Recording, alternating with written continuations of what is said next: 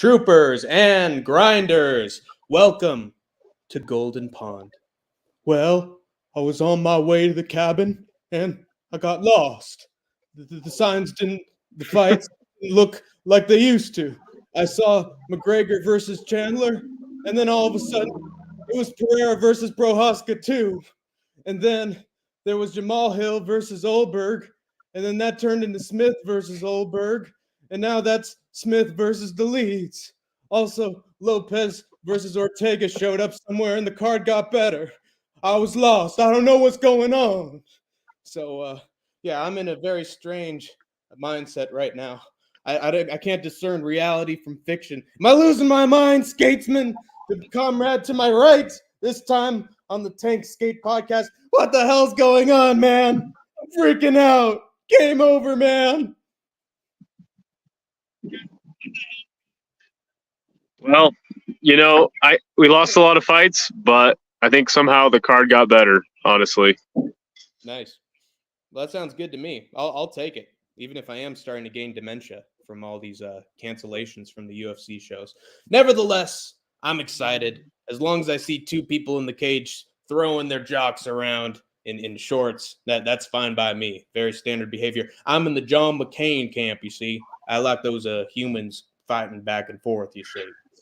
So anyway, lots of fun to be had. I'm looking forward to this card. There are a lot of big power punchers on here, so hopefully we get some finishes. There are also some really decent grapplers and wrestlers on this card, including some prospects from Asia who are going to be appearing on the early prelims. I think it's just a good mix of the mixed martial arts. Hopefully this one delivers more than the last three. I wasn't too disappointed with Whitaker versus Aliskerov because my expectations weren't very high, but it's still somewhat delivered in my book, so hopefully UFC just keeps picking up the pace in terms of card quality, because let me tell you, the press conference was absolutely rotten for this show. There was no charisma, awful questions as usual from the media members. Dana kept interrupting when moments actually got intense. So it's like Dana wants to keep burning money as long as it's not owned by the Saudis. But, regardless of I remember UFC 295 having a pretty trash press conference, and that ended up being a good show. So hopefully lightning strikes twice. That's all I can hope for at this point. Yeah, and he kept doing the classic, like a guy would ask him an entire question, and then he'd be like, what? What? And then the guy had to repeat the whole entire question, and he's like, wait, what? Hey, oh, okay. Are you excited to be in Las Vegas again? What did she say? What was that? Oh, yeah. Vegas. What's up, Las Vegas? How we doing here? Hey, shut up, Fudge. Yeah. Shut up. It's my moment. Anyway, yeah. But, yeah, so we're going to go do the classic thing where we go through the locks, and then we're going to get on to giving you guys the hard-hitting analysis that you need. Apparently there's a PFL this weekend. Yeah, there is. With I think he's Brent Lonane is in the main event, and Brendan Loughnane. Yeah, okay. He had a decent finish in his last fight, so hopefully the main event is more exciting. So that means they're doing featherweights and lightweights or whatever. That's awesome. Probably, yeah. It'll be a good time. Let's see. Here we go. These are my locks that I have for Friday and Saturday. Ooh, spooky.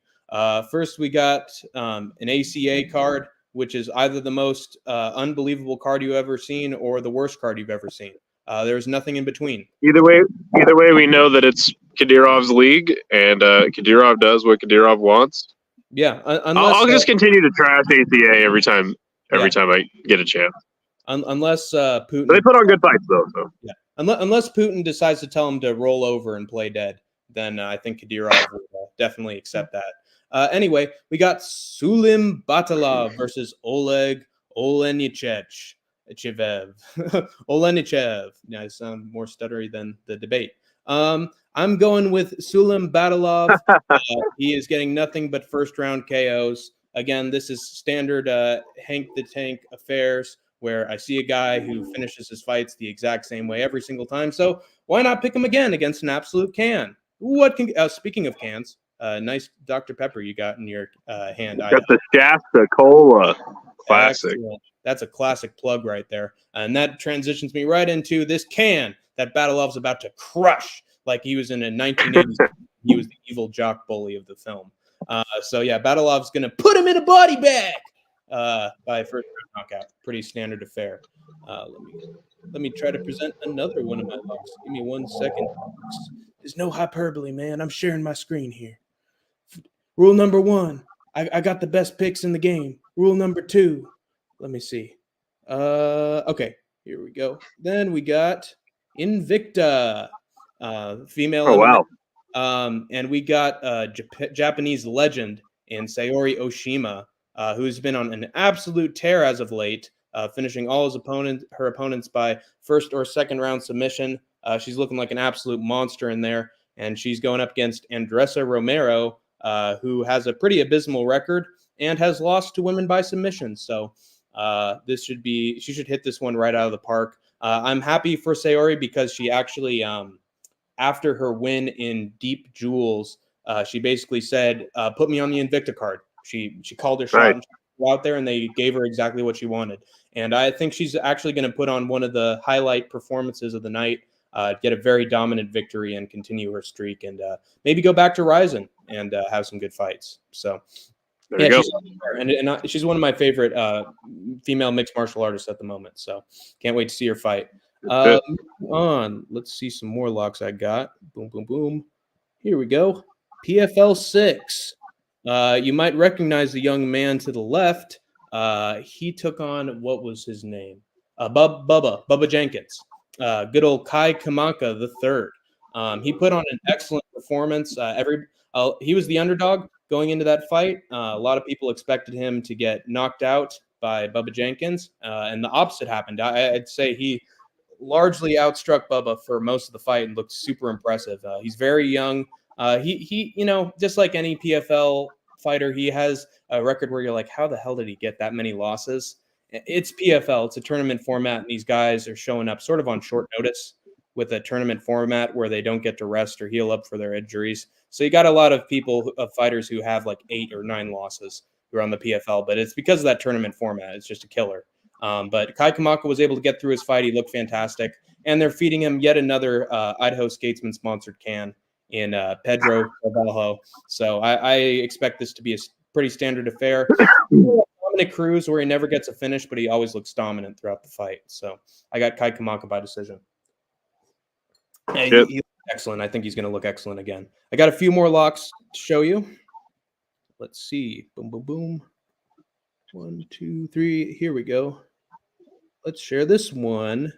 And what card is this on? It's on Estrada versus Bam. Leonardo Rubalcava. Again, another boxer, another fighter who just looks excellent. Doesn't always get the job done via finish, but he always looks good.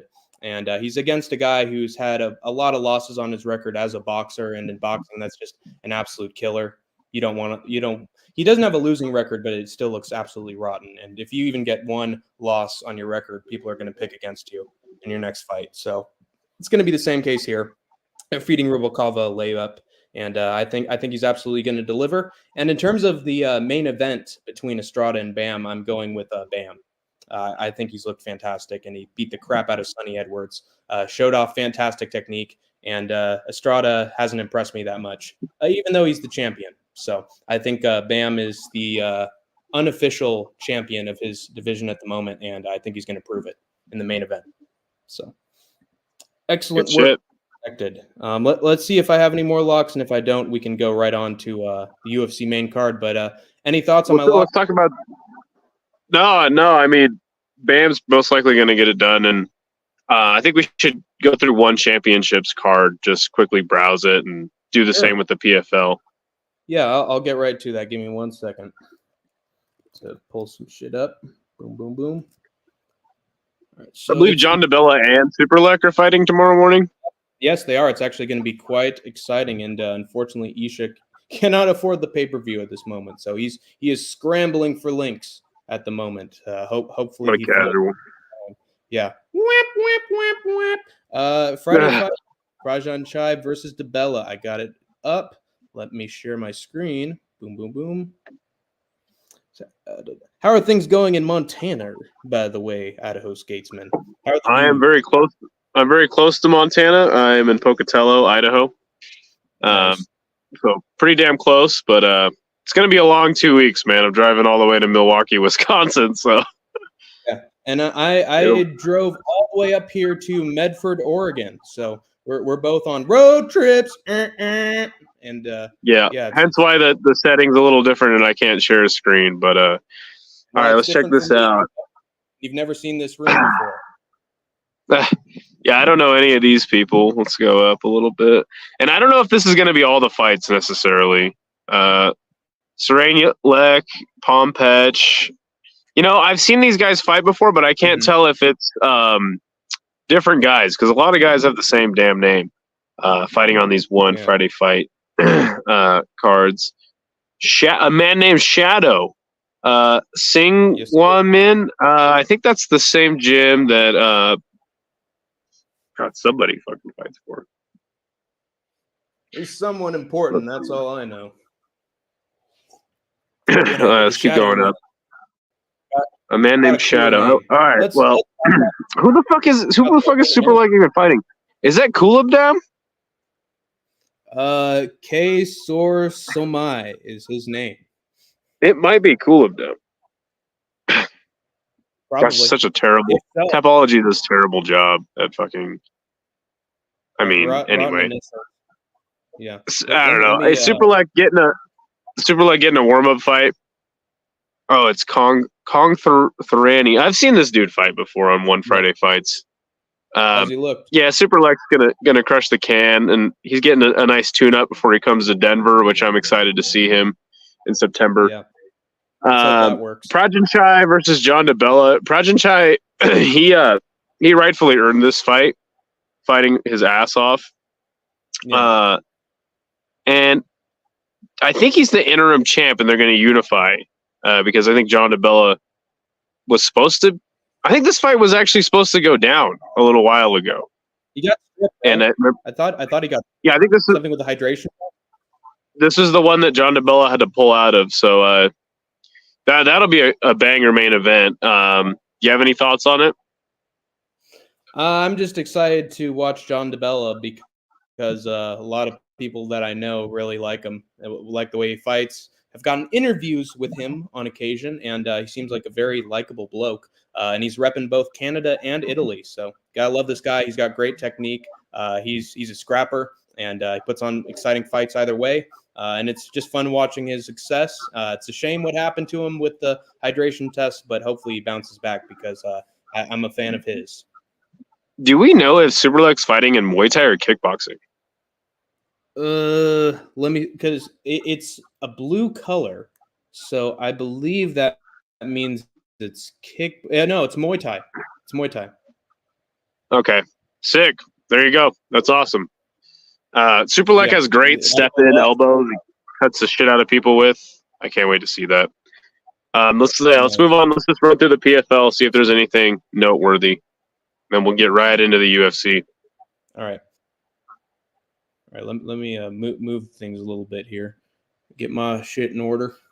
Give me 1 second. We'll be back after these messages. You may be a little bit thirsty watching the Warzone. It's really hard to find any clean water when you're out on the battlefield. And that's why I recommend Idaho Statesman Cola. It's so refreshing. And if you ever, this is Wolf Cola. This is actually Wolf.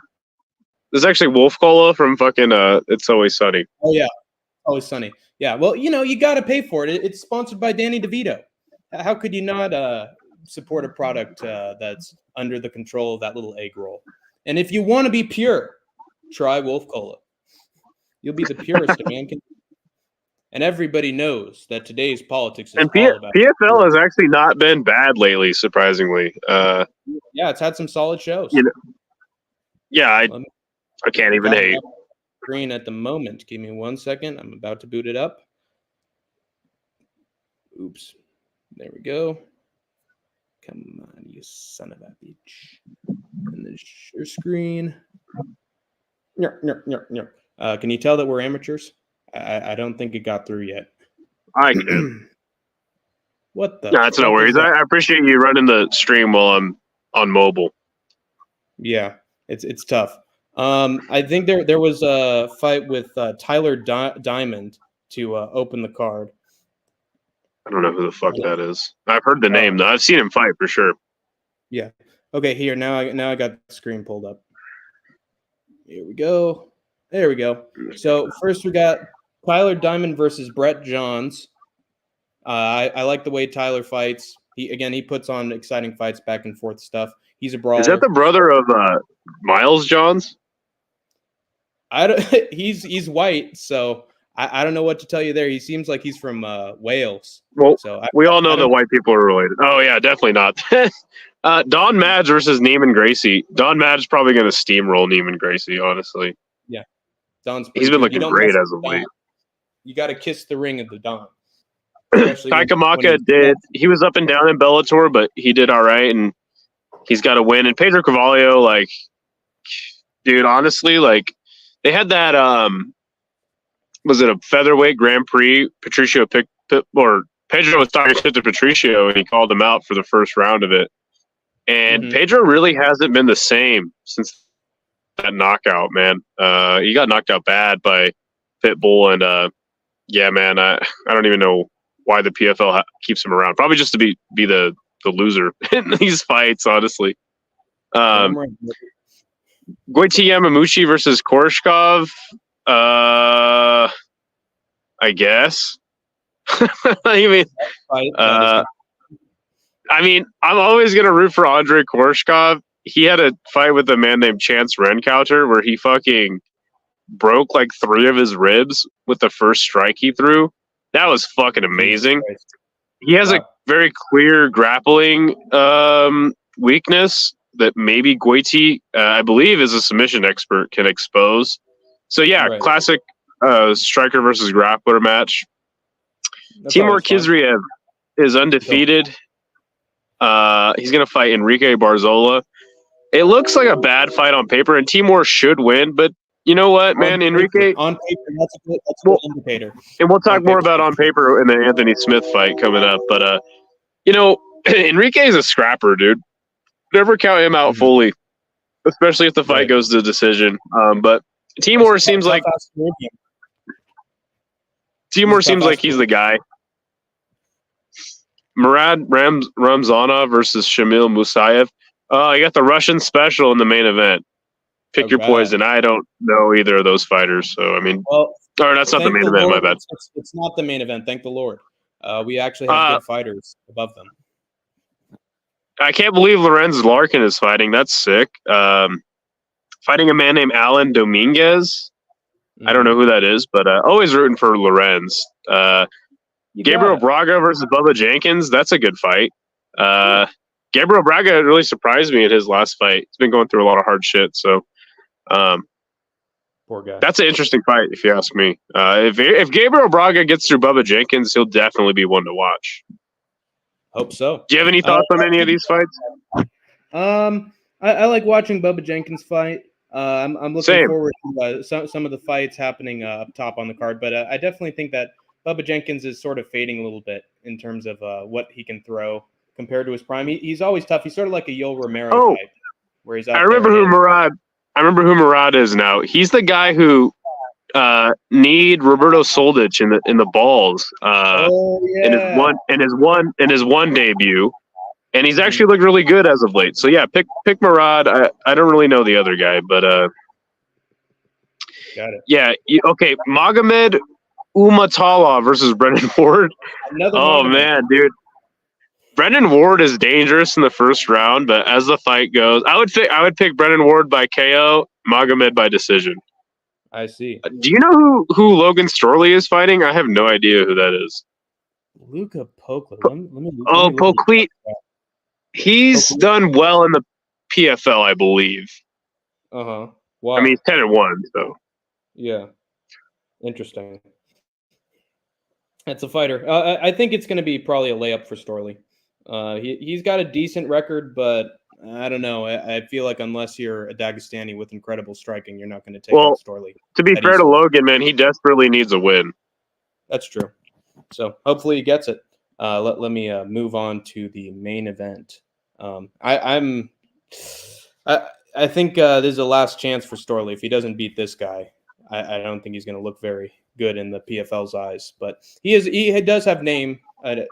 name power. So hopefully they can keep him around. And then we finally got Brendan Loughnane. Yeah. So Loughnane versus Justin Gonzalez. So Justin Gonzalez has been a serviceable featherweight for Bellator. I believe he's still really young, but Loughnane has too many skills, I think, for this dude who's been just a middle-of-the-road fighter in Bellator nonetheless. And Loughnane, I think he's had a couple losses, but overall he's looked really good in the PFL. Expect him to win by a landslide. What's your analysis on that one? I think Brendan Loughnane looked really good in his last fight and got exactly the K. He got a KO when I expected him to get a decision. So that tells me that his striking is somewhat improved and he's tapping into more of that killer instinct. And I don't rate Justin Gonzalez all that much, although who knows? Clay Collard's last opponent beat him and nobody gave him a chance. So the thing about these main events on the big stage is that you have a lot. I think you have a greater chance of an upset in the main event on a card than you do of any other fight, especially nowadays. Because, like I said, middle of the road Bellator fighter, and actually, to be fair, Bellator actually had a decent featherweight division, and I guess it's still a thing. But yeah. All right. Well, that's the PFL. I expect a couple finishes, a couple decisions. Your standard PFL affair. It has names that I recognize, so already it's better than a lot of PFL. Actually, a good card if you ask me. Welterweights and featherweights, give me that all day. It's a good weight class for sure, and you get way more speedy and dangerous, powerful punchers. But it's MMA, so you never know what could happen. It could be the worst card of all time. It could be the best card of all time. But it looks good on paper. Oh, God, I said it twice. If I get in front of a mirror and say it a third time, he's going to appear. Anthony Smith will appear. Yes. And then he's gonna invade my house in order to protect his family. Try to explain that one. So that's awesome. Dude, I'll never let that joke rest as long as I live.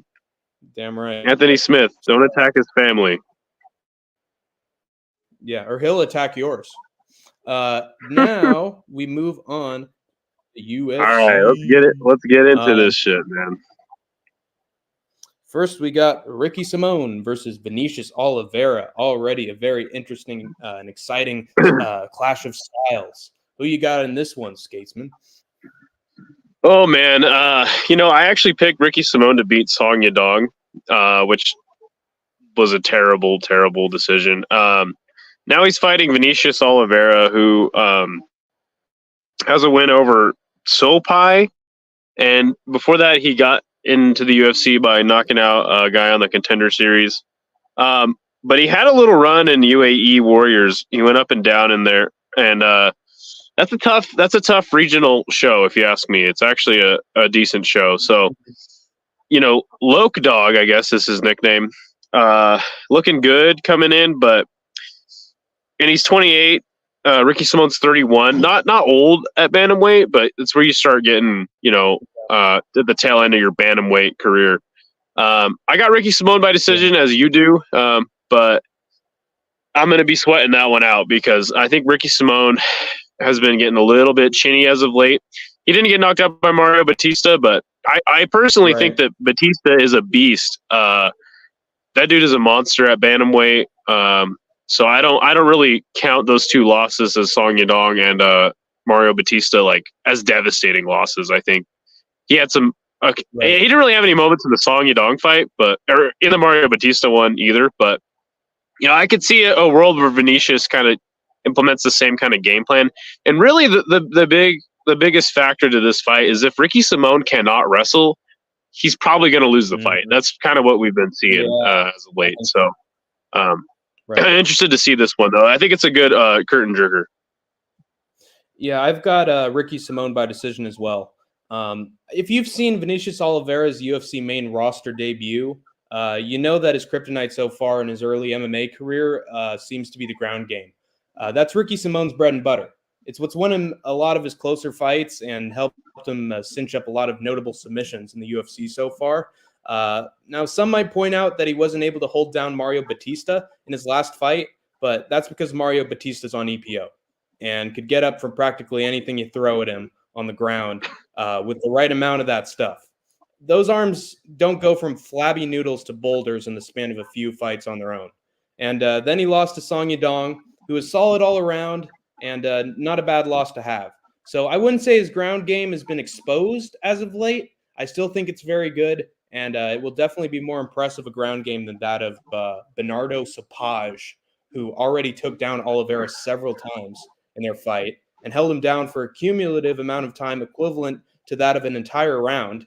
Top-ranked contender with a full training camp of wrestling practice will absolutely dominate on the ground compared to an amateur making his UFC debut on short notice with no training whatsoever. I think he's going to crush Oliveira down there. No diddy. And embarrass him worse than he looked in that Sapage fight before the flying knee on a gassed opponent. Simone has cardio for days and will look like the same Simone in round 3 as round 1. In Oliveira's face and sending him down to the mat over and over again, probably keeping him down for longer too. Oliveira has smooth and very fast striking, but I don't think that's going to matter when he looks like Rebellis fucking Despain on his back. So give me Simone by dominant decision with Vinny Oliveira looking so lost and desperate on the mat that he'll be screaming out, "Ricky!" for the entire fight, like I Love Lucy. Vinicius, you got some explaining to do. So, yeah, give me Ricky Simone by decision.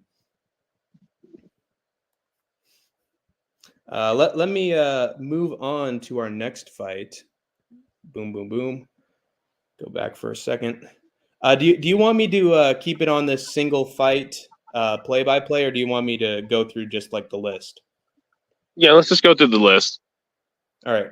Give me 1 second. Just got to buffer in a little bit. Here we go. Then we got Carlos Hernandez versus Ray Saruya. Who you got for this one? I have no idea. I feel like I want to pick Carlos Hernandez, though he did get submitted by Tetsuro Taira in his he got knocked out. Left hook to ground strikes by Tetsuro Taira. And this kid, Ray Saruya, is 22. I didn't watch any of his fights in the road to the UFC. Did you?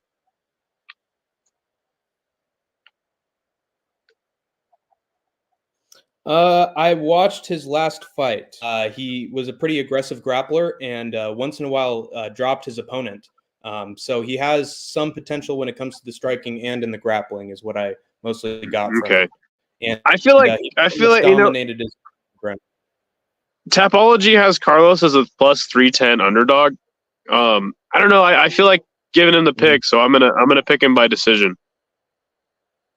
No real analysis there, just vibes. Yeah. You know, like I don't know. I haven't seen this kid Ray. Yeah.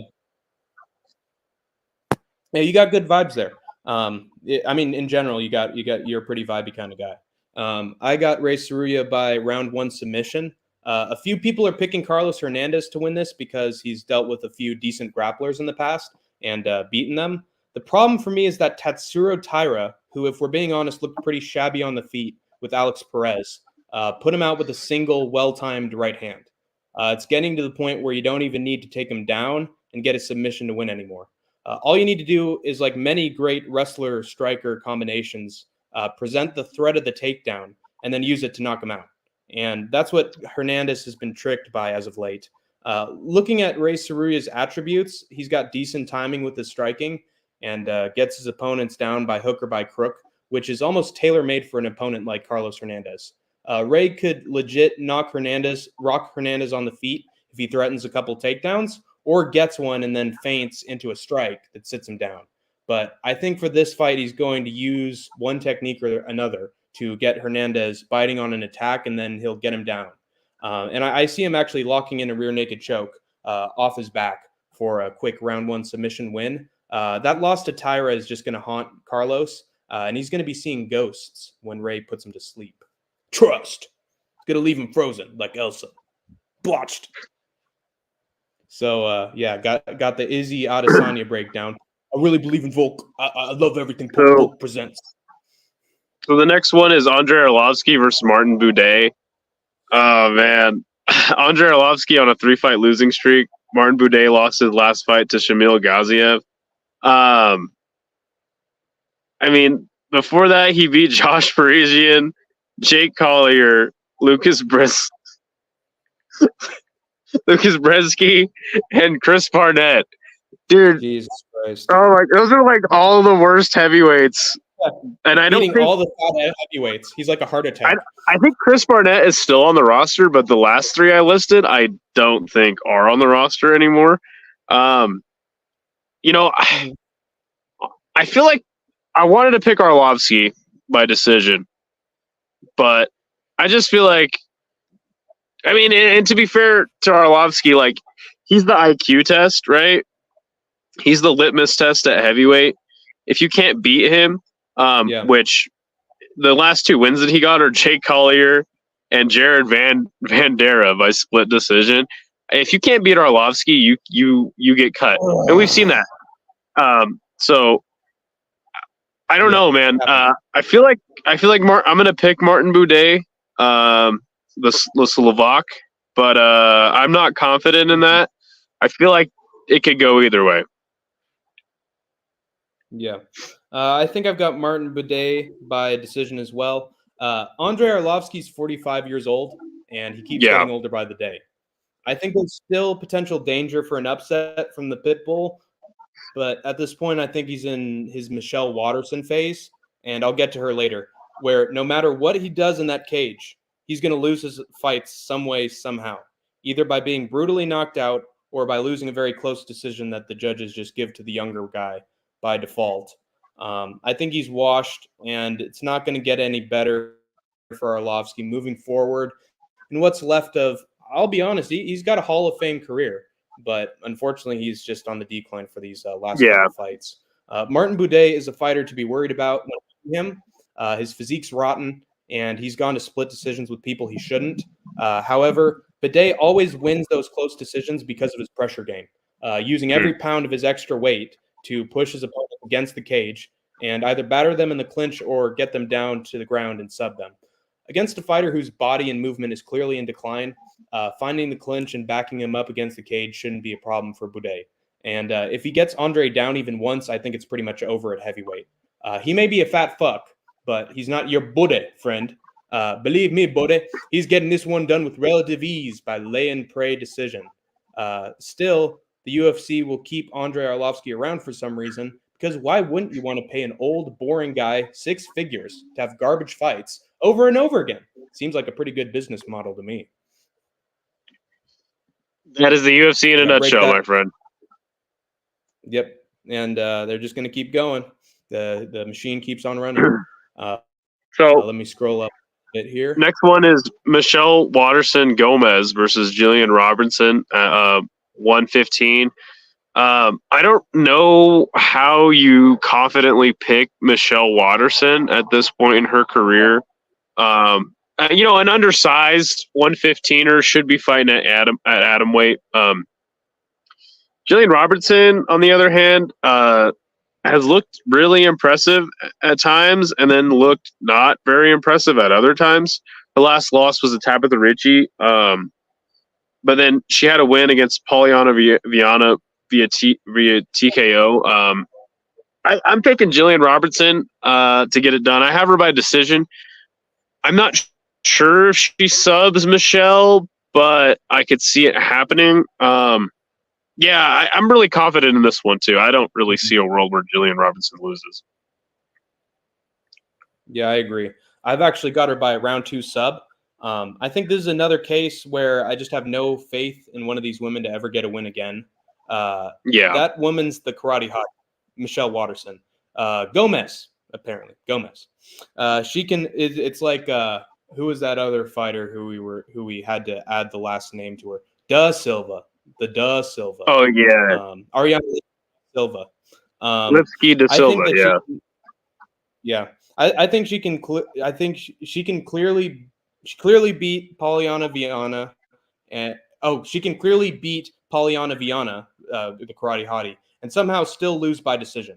I think honestly she won that fight against Polyana, and the judges still took it away from her.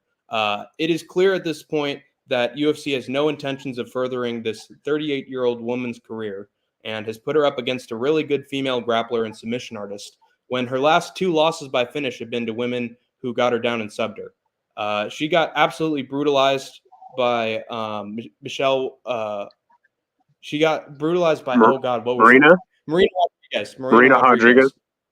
Yes, in their second fight, taken down and beaten the hell out of. And people who were picking Michelle forgot just how thoroughly she was being dominated in that fight. I think she's clearly past her prime. Her offense doesn't work. And once she gets taken down and ground and pounded, no diddy. It's over no matter who the opponent is at this point. And she just so happens to be facing a Canadian who's absolutely ragdolled her competition before and looked the best she's ever looked, in my opinion, against her last opponent. The one bright spot on that absolutely rotten UFC 297 card. So I have faith in her to be the better grappler and maybe even striker against Waterson Gomez at this rate. Piecing her up, getting her down, locking in chokes, and making her look like every one of her 38 years in there. Is eventually finding the sub in round 2. And even if she doesn't do that, she'll still win a decision because the judges hate the karate hottie and want none of her, which is honestly bad taste in women, but I'll go with it. Give me the Canadian emo to put discount Ralph Macchio in a body bag. Yeah, I have no faith in Michelle Waterson either at this point. I mean, if it's a whole entire 15 minutes of stand-up, I feel like she has a chance, but even then, like you said, move on to Peyton Talbot versus a man named Giannis Gamori, who I believe is French. Lost his last fight to a man named William Gomis. And before that, he was in Brave FC, which is not a bad promotion. Looks like he had a really good run in Brave. The thing is Peyton Talbot, I think this kid is that dude, and he's like the next prospect at bantamweight. Really excited to see what he does. He skateboards. Hey, you know what I'm saying? But regardless, the striking of him is just devastating. I love watching this kid fight, and I got him by knockout. First round, second round. I'm going second round, but I could see the first round. And if not, he gets it done one way or the other. I think so too. I got him by round 3 KO, the Idaho Skatesman way. Let's get the cat out of the bag. Peyton Talbot looked absolutely phenomenal against Cameron Simon. As much as that pains me to say, because I really like Cameron. His timing on the knees. He destroyed Cameron Simon. Brutally. His timing on the knees and his counter shots were almost otherworldly. He was catching Cameron flush basically every chance he got and looked so locked in and really fast in the cage that I almost couldn't believe that was just his second fight on a UFC event. Maybe this is just another Cody Garbrandt situation where he looks shit in his next one, but I don't know. He looked way too clever and perfectly timed in his striking for that incredible performance to be a fluke, in my opinion. I legitimately think this young man's special, and not just mentally. The real O'Malley, I sort of doubt that, but he has a very bright future at the moment in a very stacked division. That stacked quality does not include his opponent, Giannis Gamori, though, who looked mid against William Gomis, of all people. Now, I know it's unfair to get nutshot KO'd, but he didn't seem that great before that kick even landed.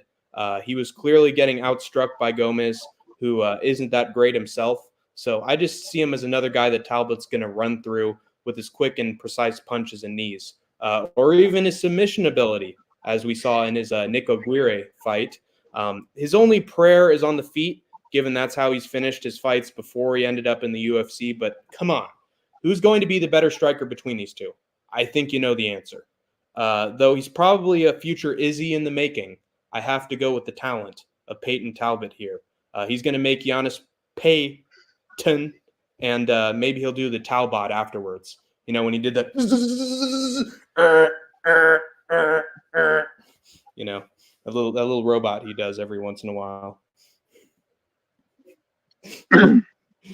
Terrible. Speechless. The next fight is Charles Jourdain versus Gian Silva.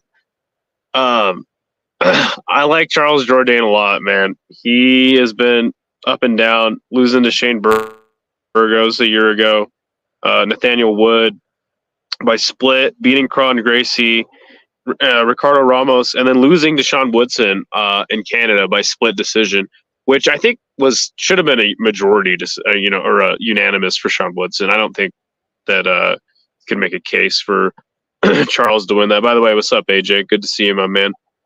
Nice to see you. So I think I'm picking with my heart here, but at the same time, Gian Silva is not one to count out. I think this is going to be a close fight. I think that Charles just has like more skills in the striking with the kicks, namely. But again, this is going to be a close one. I see it going to Jourdain by decision. I've got the exact same pick as you. Actually, I changed it a little bit. I've got Jourdain by a second round submission, but I still see it as a very close fight if he doesn't get that submission.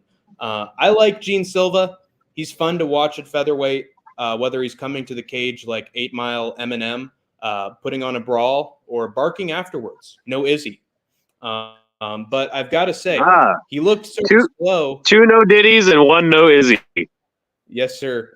Can we get a no Jones? Do I get a no Jones? I'll get there eventually. Just got to find some other Sasuke moment. I think that Silva looked sort of slow and a bit plotty in that Weston Wilson fight. And I don't think he had the killer instinct to put Wilson away after he knew he had him rocked. It took him a little while to finish him.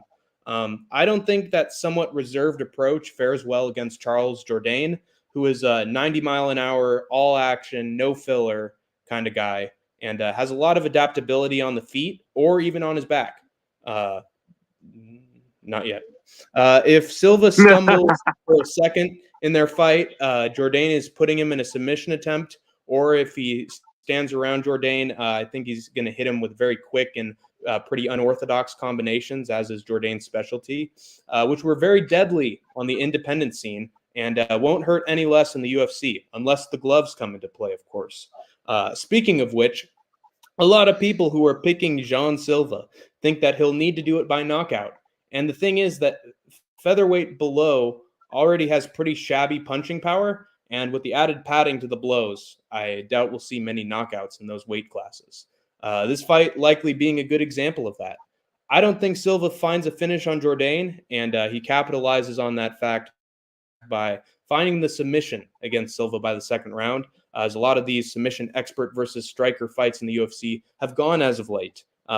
Air Jordan's dunking on the Lord Assassin this time around, but hopefully the fight nerd can repair his glasses afterwards and come back better than ever, because I personally think he's a riot. Yeah, no, this is a close fight, man. I like Gian Silva, but and I just like Charles Jourdain more, and maybe that's clouding my judgment. But yeah, give me Jourdain decision. Next fight is Cub Swanson versus Andre Fili.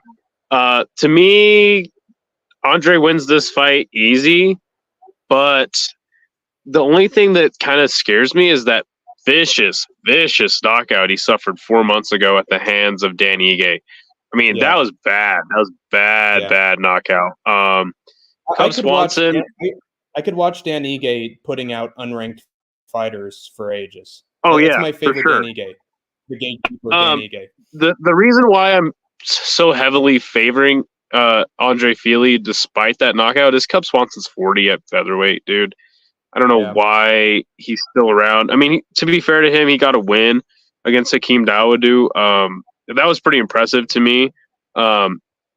His last win before that was knocking out a washed Darren Elkins 2 years ago. So I don't know, man. Give me Fili. Again, it's like, could Cub be the faster guy and win a close decision? I think so, but I don't know, man. I just don't picking 40-year-old featherweights is not my thing. Not a good idea. Yeah. I got Andre Fili by second round knockout. Cub Swanson, in case you didn't know, is technically a UFC Hall of Famer for his amazing fight with the Korean Superboy, Do Ho Choi. And he's had a lot of very memorable and great scraps and moments in his 13-year-long UFC career. That being said, he's clearly past his prime in terms of his striking and I think general footwork these last couple of fights he's had. And I think his win against Hakeem Dawodu was an absolutely rotten decision, to the point even the UFC commentators were saying it was the wrong decision. So don't let it fool you into thinking that Cub's back in a big way. He's going to be the smaller opponent against Andre Touchy-Feely, no Jones. There we go. Got it in there. He'll have a smaller reach than Philly, and there are times that Cub has his hands down when he's striking. And I think Andre, if he throws more straight shots down the middle than Dawodu did, he's going to hurt Cub bad at some point in the fight. I'm thinking round 2, and Dawodu is going to Feely's going to put his lights out. He's too old. He's too chinny. And every statistic tells me that Andre Philly has the ability to finish this fight, even if he's a little washed at this point in his career as well. But he's still way younger than Cub Swanson. Philly also recently knocked out Lucas Almeida, which I actually value given his excellent performance against Timmy Kwamba a couple weeks ago. So give me Philly by round 2 KO after finding the shots that Dawodu couldn't, because he actually has a brain and some talent too. I'm rooting for Cub to find another miraculous victory after so many years, but I don't think lightning's striking twice. With this being Killer Cub's last swan song. Swanson. But all right. Well, we got Joe Pyfer versus Marc-Andre Barriault. So this is a tough one to pick for me. Joe Pyfer obviously getting fraud checked, as every single fucking person that I know said in his last fight against Jack Hermanson. I think that's total bullshit. Not gonna say he didn't get like heat checked, but fraud checked. I mean, come on, man. It's fucking Jack Hermanson. He's a top, like a perennial top contender at middleweight. Yeah, what's up, No Chill? Good to see you, my man.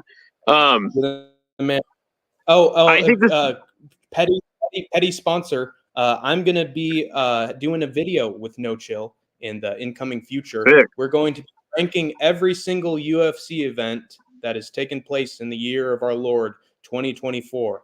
We got a tier list, nice. Best show, worst show, and we're gonna have some debates and some arguments, and it's probably gonna be a clusterfuck. So be prepared for another classic No Chill upload with me, Hank the Tank, repping the SkateTank Podcast. Hell yeah. Stoked for that collab, dude. That's what's up. Again, I think it's going to be a close fight. I think Joe Pyfer's best route to victory, obviously, is to get a knockout.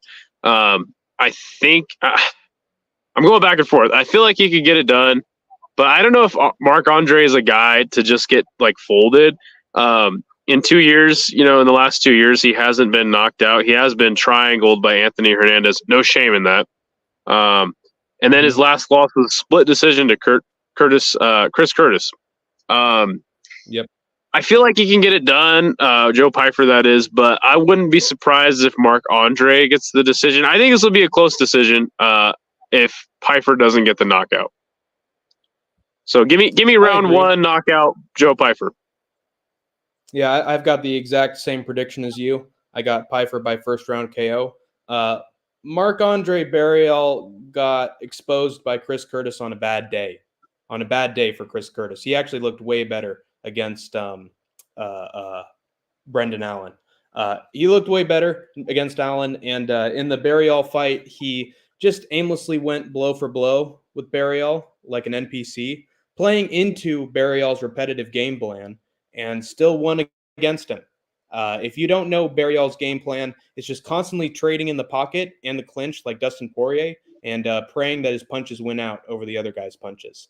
The problem for Mark in this fight is that Pyfer has nuclear power in his hands, especially up close. And so Pyfer's striking is like kryptonite for Barriault's drunken bar fight kind of style. And eventually Pyfer's going to find a left or a right that puts down Barriault. And at that point, he's going to find whatever finish he basically wants on the ground, whether it's ground and pound or submission. It's as simple as that. There's really not much to examine with this one. I'm even more confident in Pyfer because he acted the same way in his media day interview as he's always acted before fight day, being mad at all his critics, despite almost every other UFC prospect I've seen interviewed, not giving a damn about their critics, wearing hood clothes, despite being raised in rural New Jersey. Body Bags Pyfer, by the way, is his nickname. And overall, coming off as an ungrateful douche, despite MMA and the UFC saving him from homelessness. It's good to still have you here, Joe Pyfer. Be like Joe Pyfer, everybody. Be absolutely petty like Joe Pyfer. All right, man. The next fight. I am very excited for this fight. I love this fight. Everybody's shitting all over this fight, but I'm excited. I love this. This is gonna be fun. I fucking love this fight. Ian Gary versus Michael Venom Page. Dude, I think Michael Venom Page is a sick addition to the welterweight division. Not sure how long it's gonna last, but stoked for MVP. Versus the 26-year-old Ian Gary is a super interesting fight. By the way, what's up, Chuck Taylor or Tyrone Biggums? Chuck Taylor is the character that Dave Chappelle is playing in that. That's one of the funniest bits, by the way. Yeah. With the Chuck Taylor fucking bit. Oh, man, I love that shit. I got a secret for you, Joe Rogan. I smoke rocks. So Ian Gary, I actually think he's a damn good fighter. Everybody hates him. Understandably, he kind of brings it on himself. He's a little cringy outside of the cage. And actually, every time he talks, I want to stab myself with a very long knife. But dude, this guy's got skills. That split decision to Jeff Neal I didn't really think it was a split, but I think he controlled the fight really well. It was a closer contest, but he just showed that he has patience, and he I don't know, if you can make a fight boring, I feel like you're good. I don't know. On the other hand, you got MVP, who, I mean, the guy's a masterful striker. Dude, this fight is so tough for me to pick, dude. I feel like it's gonna go to decision. I mean, MVP could knock him out. Though I am very excited for this fight, I feel like it could be kind of boring, as in there's not a lot of action. With both their styles. I feel like any guy could win this fight. I feel like you'll get another split decision. My heart says MVP. My brain says Ian Gary. I'm going to just, for the sake of the show and everything like that, I'm going to pick Ian Gary. I'm going to go with the young kid. But one thing I will say is it's hard to go undefeated for a long time, especially in the UFC. For sure. I feel like Ian Gary's time is coming because you got guys like JDM and Shavkat Rakhmonov in the welterweight division. He's not winning against those guys, if you ask me. But I think that MVP is a good opponent for him to play his game. But then again, it's like MVP, if Ian Gary needs to mix it up, I think, in this fight, and at least attempt to fucking grapple MVP. Though he is a very slick anti-grappler. I don't know, dude. This is a tough one for me to pick, but my official pick will be Ian Gary by decision. Right. Yeah. I have our first disagreement of the second. card. Second. What was the other one? I got, what's his name? Carlos Hernandez. Oh, yeah, and I got Ray. Okay, that's good. We'll tie each other up probably again, which is good because we both got big brains, or small ones, depending on your interpretation. Whatever, minds think alike. I don't know if they're great or not. I got MVP by decision. Only two men can say that they've beaten Michael Venom Page: grappler Logan Storley and Douglas Lima, who MVP beat in the rematch. You have to be a grappler, I think, or be perfect in your leg kicks to beat Michael Venom Page. And I just don't think that Gary is that guy at this point in time. He can be reckless or too hesitant on the feet sometimes. And if you slow him down a little, you actually start to get very close contests against him, like Geoff Neal did. The biggest weakness of Ian Machado, Gary, is his little pea head, which has gotten cracked before coming in. And Connor knows all about pea heads by Song Kanan, of all people. And if he can find Gary's chin, I know MVP can find it, especially a motivated MVP. MVP is going to be bouncing around, having his lead leg out for Gary to kick. And I think just as Gary gets ready to throw something, I think he times him perfectly with a combination and sits him on his ass like he's in a chair in the corner trying to watch. But anyway, I think he's able to crack him for 2 out of the 3 rounds, drop him at least for 2 of those. MVP is a hard code to crack if you're not a grappler or an expert kickboxer. And Or while Mike Perry in a bare knuckle boxing match. yeah, you know, you got the African King in a fight with him. Who's going to By win? the way, that bare knuckle boxing match, people forget it went to a sudden death round. Yeah, people forget, man. It was really close. It was a draw before that sudden death round, and you could argue that MVP was winning that fight before it went to sudden death. But anyway, while Gary does have solid leg work, no diddy. He doesn't have the world's greatest 3. leg. He doesn't have the world's greatest leg or head kick, so I don't see him catching MVP in this fight, especially if he maintains his distance from Gary. And Gary is prone to do, which Gary's prone to do once he feels he's won a fight. Is he? Connor wannabe. But I do see MVP catching Gary with the gloves. And MVP doesn't always finish his opponents, so give me MVP by decision. He'll be my MVP along with probably everyone else on the planet's MVP if he chins Gary and sends his career trajectory on a never-ending downward spiral. So yeah, I hope that Cuck gets his on Saturday, and I think that he will. I'm officially picking Ian Gary, but for everybody's sake, I really do hope MVP gets the win here. Yeah, let's pray, folks. Let's put up our prayers and hope that the Lord strikes Gary down, or at least MVP does. Flows into MVP's body, Breber, and be his host. But yeah, I got him by decision. I think he's going to look how he looked against Holland, and I just think that he's way more high energy now that he's in the UFC and actually has a purpose again. So I just feel like his style is a hard one to beat, and I don't think Gary is going to crack the code. Let me scroll up a bit for our next. The next fight is this is the fight everybody's looking forward to this whole weekend. Alex Pereira, Yuri Prochazka, what? Diego Lopez, Brian Ortega. Who cares? Myra Buena Silva versus Macy Chiesa. I'm going to light that building on fire. It'll be fight of the night, fight of the year. In the best division in the sport. Women's bantamweight. Every time you talk about MMA, you cannot talk about it unless you firstly mention women's bantamweight. Who needs Nunes or Ronda, right? Needs them. Myra Buena Silva really soured on people. She was, you know what? She was looking good until that last fight with Raquel Pennington, which she just held and held and held. It's terrible. On the other end, you have Macy Chiesa, who is actually a pretty exciting fighter.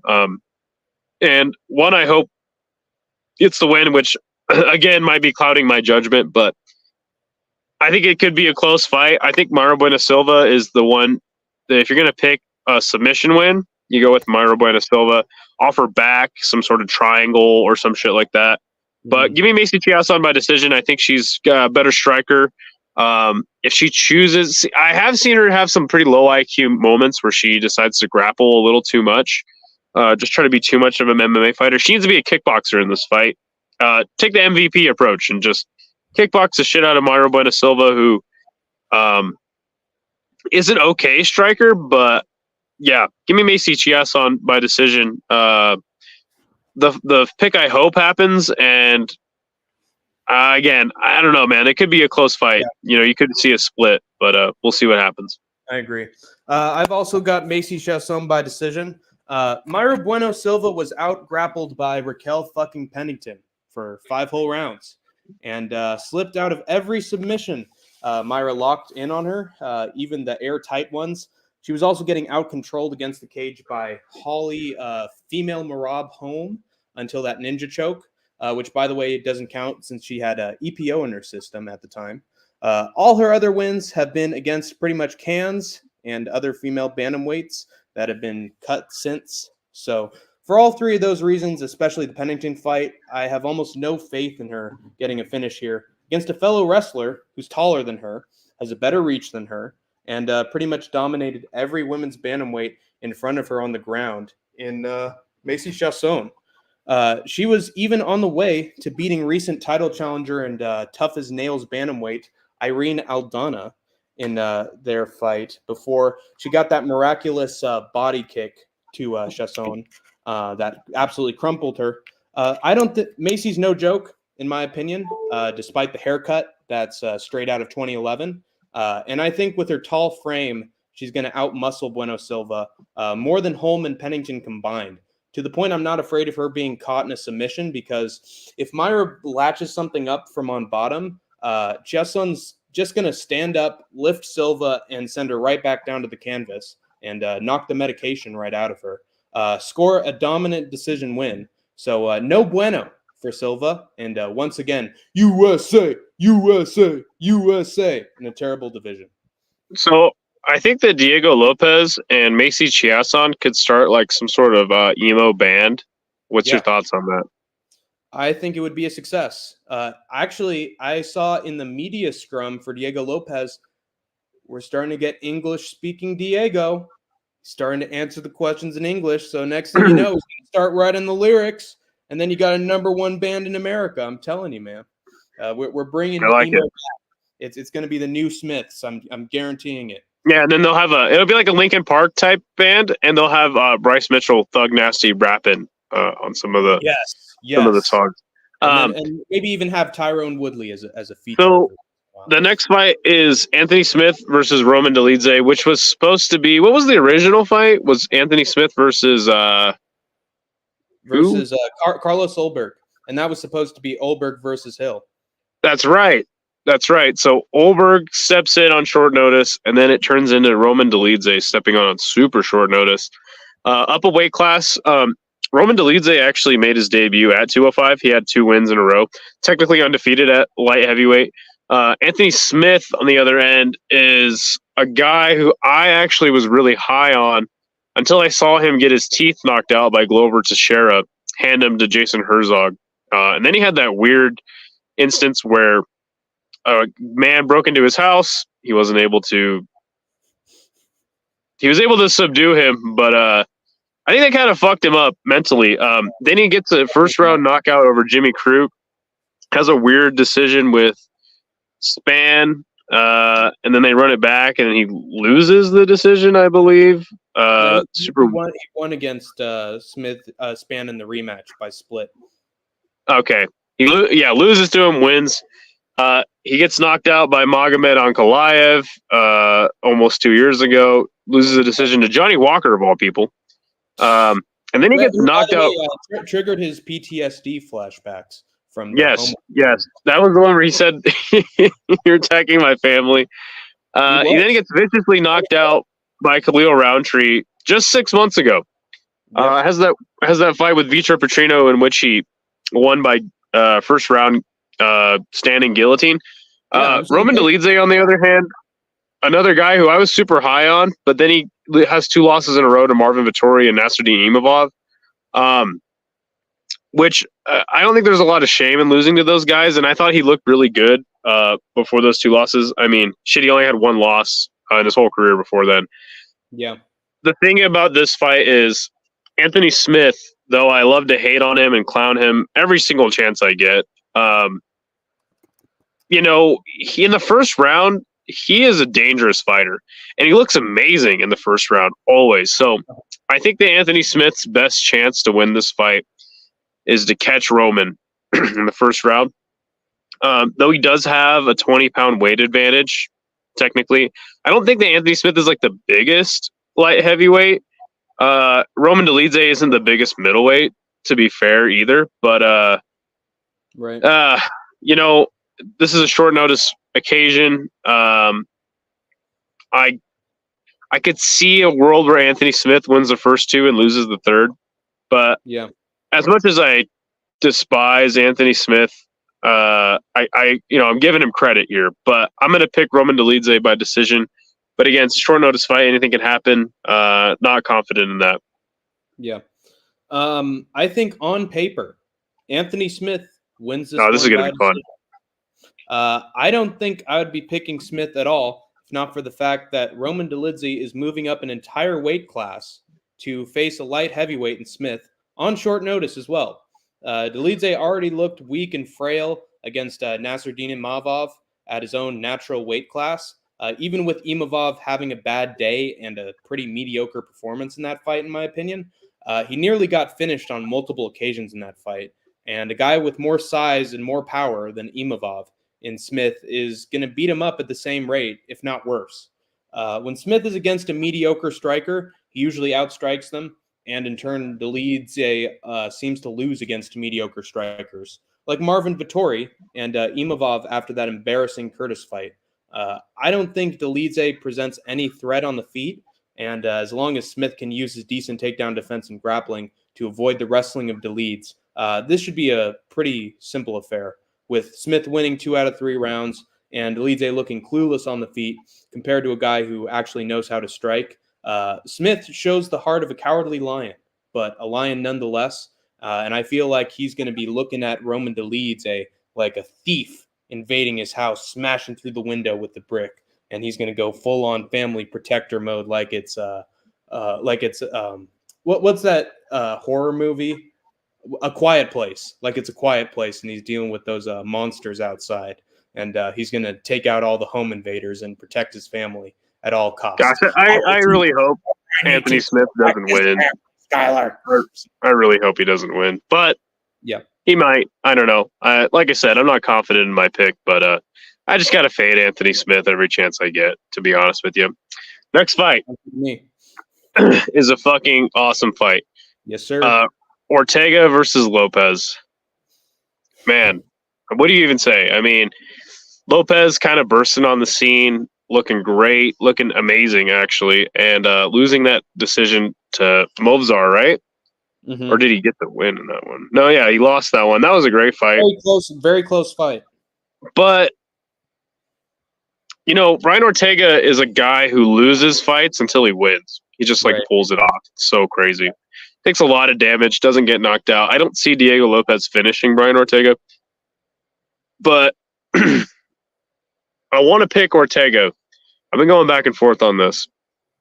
But I feel like Ortega he's like a finish or bust kind of guy. Unless we're talking about bald Brian Ortega and he just demolishes Korean Zombie for 3 rounds.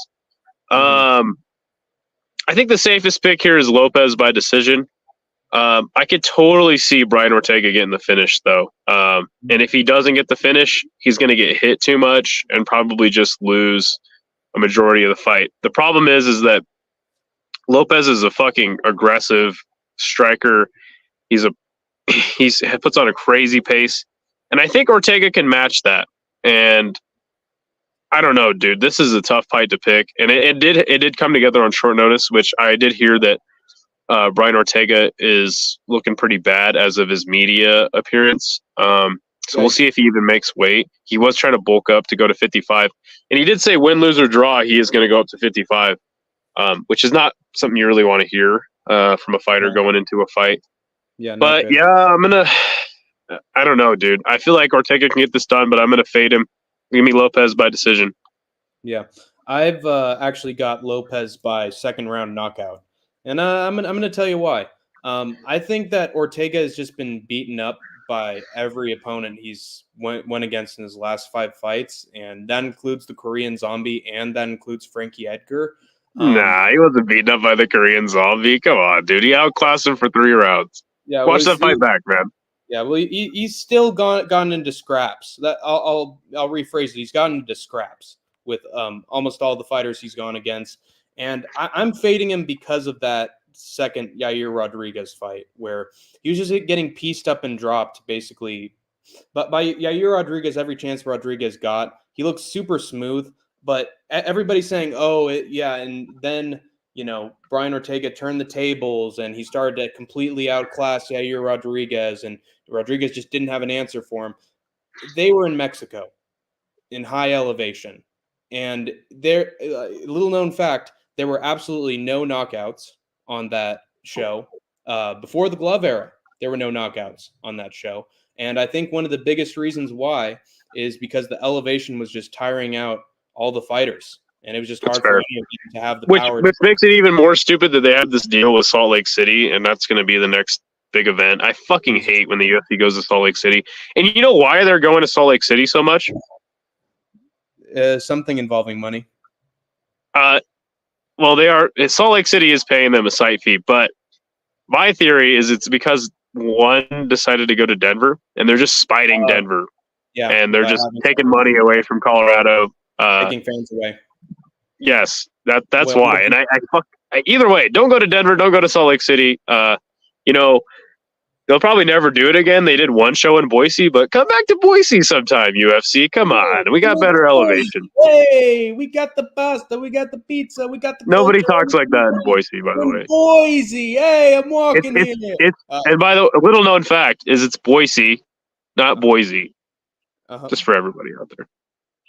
I couldn't tell the difference. Anyway, so with the high elevation, I just think that completely gassed out Yair Rodriguez in round 2, just like it did against Cain Velasquez against Dos Santos. And I think that's the reason why it was Fabricio Verdum. It was Fabricio Verdum. Fabricio Verdum. I think that's why Yair Rodriguez started to slow down in his striking. And I think Brian took full advantage of that. But still, he just looked like a mess in that fight. And he looked super slow in that fight, even though Ortega was training for that fight. And now he's taking this one on short notice against a guy who I think is even more explosive than Yair Rodriguez. He can knock out people with uppercuts, with just right hooks. Like he sat down Sadiq Youssef when, Edson Barbosa took him 5 rounds and could only knock him down with a spinning kick. Diego Lopez was able to knock down Sadiq twice with just punches. So I legitimately believe that Diego Lopez has explosive power in his fists. And, there's just so many things about his game that remind me of Charles Oliveira, in that he has power, surprising amount of power, and he has good offensive grappling on his back, and he can take people down and sub them. So I just think he has too many weapons that present a threat to Brian Ortega. That's why I'm actually not really scared that Ortega can find a submission here, because I think even if he does, Diego Lopez is going to find something off his back. Like he did with, who was it? It was the guy before Pat Sabatini, but he basically locked in an arm triangle and got it off his back, getting lifted up, and he still kept it and then rolled off. It was a man named Gavin Tucker. Gavin Tucker. Now, that's obviously not the best of opponents, but still, I think it was a good showcase for how dangerous he can be in terms of his jiu-jitsu. So I think that Diego Lopez is pretty good everywhere. So good that he even gave Movsar Evloev a really close fight on short notice over 3 rounds. And so, that sort of tells me that he's actually really good on short notice. He's actually just a quality fighter, regardless of when and where he fights. And I think that great improv experience and skill, I think, is going to come in to play in this fight. I think that he drops Brian Ortega in the first round. I don't think he finishes Brian Ortega in the first round because Brian's very durable. He has a really good chin. He's never been knocked out, has he? I don't think he's been knocked out. And so he technically has, because the fight with Max Holloway was a knockout, but right. Because the doctor stopped it. Doctor, stop it. Doctor, do you tell him, doctor, stop it? That's how I see Lopez getting a finish if he does get one. So personally, I think he's going to drop him in the first round. It's not going to be a finish, but the difference is that there's no elevation to get to Lopez. And we've seen that Lopez is still a dog in all 3 rounds on short notice against Movsar Evloev. So I think he's going to be the same Diego Lopez we see in the second round as we see in the first round. And I just think he's going to catch Brian Ortega with something. I don't think he's going to put him away, but he's going to have him on the ground, and he's going to lock in either a submission or he's going to do some ground and pound using the backpack. So I've got him by technical knockout because I just think he's a dog. And I think he's the same Diego Lopez in all 3 rounds as I think that Evloev fight proved. So I think this kid's legit, and he's excellent on short notice. So I got to fade Ortega here. Although I do see a chance that Ortega is able to get Diego Lopez down at least at one point in the fight. And that's going to be the scariest scenario for Lopez. But I just think he's too experienced in grappling and striking to lose this one. I mean, he is Alexa Grasso's jiu-jitsu coach. Damn right. And hey, he's worked with those feet. So, you work with the best feet in town. That's incredible experience. Are you a feet guy? Are you telling me you like Alexa Grasso's feet? No, I'm just making a joke about those who do have feet fetishes. All right. And smoking the Grasso, let's just say that. So go Diego, go is my concluding statement. All right. Main event. He has a great chance against Ilia Poteria as well, in my opinion. I think that's a fun fight as well. Ilia Poteria? Ilia Topuria. Sorry. I was thinking of the Ukrainian. Who is the only person that I've ever heard call him Topuria which show me where the E is in his name, is MMA Guru. I've heard him in multiple interviews say his own name, and it's Topuria. So just letting you know. Well, I got exposed there. Ilya The main event. Yeah. The main event: Alex Pereira versus Yuri Prochazka 2. I am not a guy that's on the Chama train, though. I do respect Alex, and I do love watching this guy fight. Been watching him fight since Glory. I've been wanting to fade him in almost like every single one of his UFC fights, and he proves me wrong. I don't know, dude. I mean, he looked chinny to me at 185. It's up at 205. He's obviously the champ. Yuri Prochazka and him had another short notice main event where they had to step in and save the card. Yuri was coming off of shoulder surgery, and the fight was weird. I mean, his leg got cooked by Alex Pereira. The finishing sequence was weird to me, and it was a little bit of an early stoppage. I mean, Yuri didn't really complain. Alex beat him fair and square. I'm not trying to make the case that Yuri was going to win that fight. So now this time is short notice again. It's a little bit different because now Yuri's coming off of a knockout win himself. He's going to have more confidence coming into this one, which maybe is undoing. I don't know what's going to happen in this fight, but I'm done fading Pereira. I got him by round 2 KO. But I think anything could happen in this fight, and this is going to be a good fight, and they're going to deliver, man. I think somebody's going out in this fight for sure. For sure. I've got Alex Pereira as well. I think I've got him by 4th round knockout, which is a strange one, but I'll try to explain it. So Yuri, I think, looked great in their first fight. He actually did a lot of things that you should do against Pereira. He took him down, he used some of his grappling, was able to stay on top of Pereira. That's what Jan Blachowicz did in their first fight. In their fight, had him down almost the entire first round. Yuri got him down later, but he was still able to keep Pereira down, which I still think is one of his biggest weaknesses in the UFC besides counterpunching. But yeah, with this fight, Yuri, with the first fight, he was finding his shots against Pereira. He was putting Pereira on the back foot, putting him up against the cage. Alex had great leg kicks on Yuri, but Yuri was treating it like the Rakic fight, not giving a shit, and then pushing forward and landing combinations anyway. And there were times where I think he legitimately had Alex hurt and put up against the cage. It sort of reminded me of Poirier Chandler in a way where Alex swings back. Oh, he landed, but Yuri landed 2 more. And so it feels like Yuri was getting the better of Alex in the striking. And then, of course, the left hook happened and sat Yuri down. Strange stoppage, but an understandable one. Almost every YouTuber I've seen who's reacted to the fight, it goes like, oh, he's out, Yuri's out. And then immediately, what are you doing, ref? What are you doing? After they thought he was out. Had the exact same mindset as the referee. I think it was sort of an early stoppage because Yuri got right back up afterwards. Yeah, but even Yuri didn't really complain about it. So he didn't complain about it for sure. But I do think the timing was a bit strange with that one. Sure. But I think with this one, Yuri's going to be a lot more calculated in terms of how he's going to approach this fight. I think he's going to take down Pereira more than once. And try to beat him in the grappling, especially on short notice. And I think he's probably still injured in terms of his legs. So he probably doesn't want to keep this on the feet too long.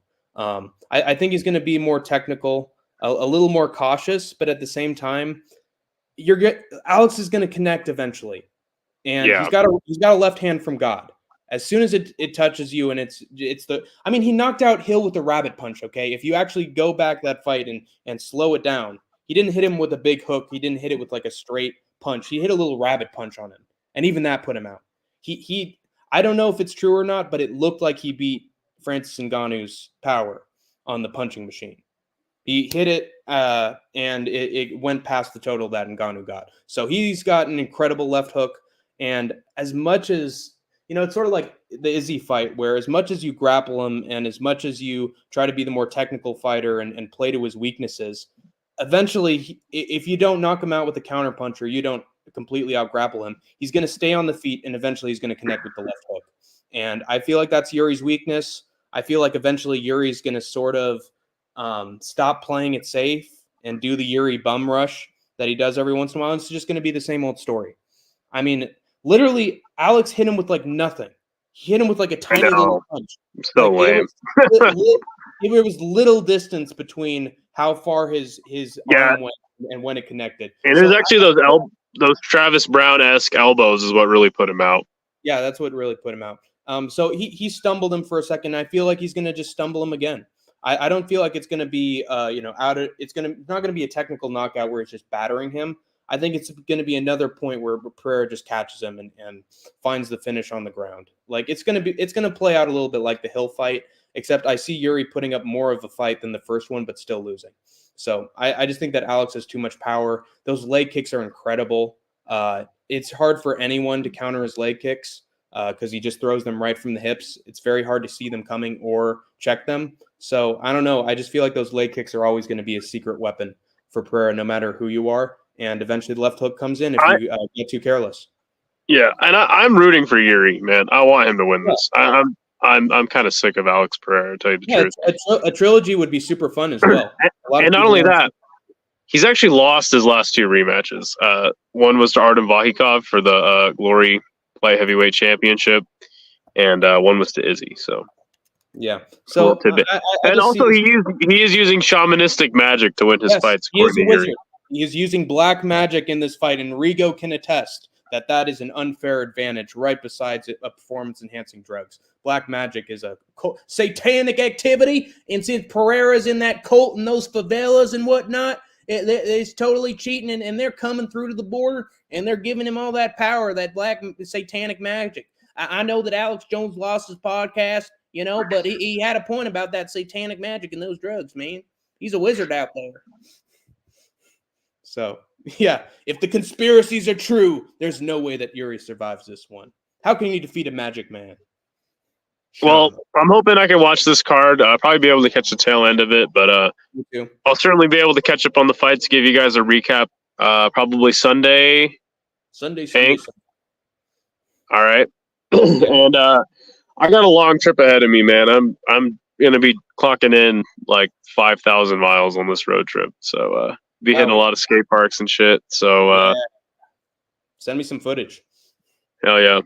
And we also, this has been a good show because we found out Tyrone Biggums has a foot fetish. So shout out to you, man. Nice. I'll keep that in my memory banks forever and use it when I need it most. Exactly. You got anything left to say about this card here?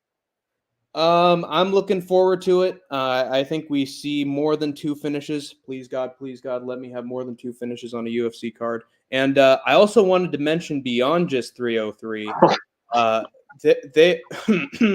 no Jones, no Jones' wife, if you will. We found out that Tyrone Biggums is. Can you show that comment on the screen? Here, let's go with this. We also found out that he is into pegging. So, you know what? We don't kink shame around here.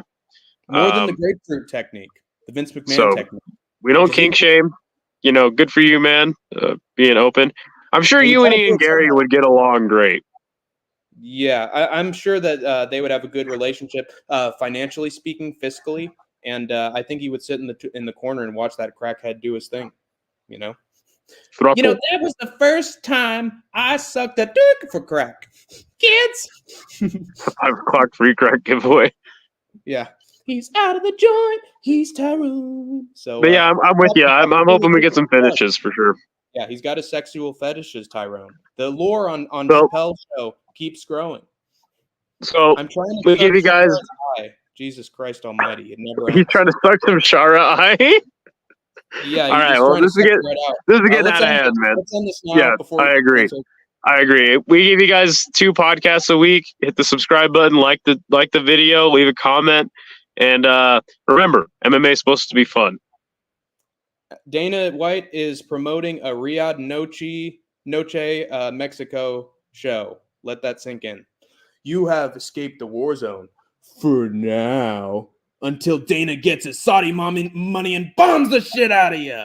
So be careful and enter the war zone. It's the safest place on earth. Woo-hoo! Peace.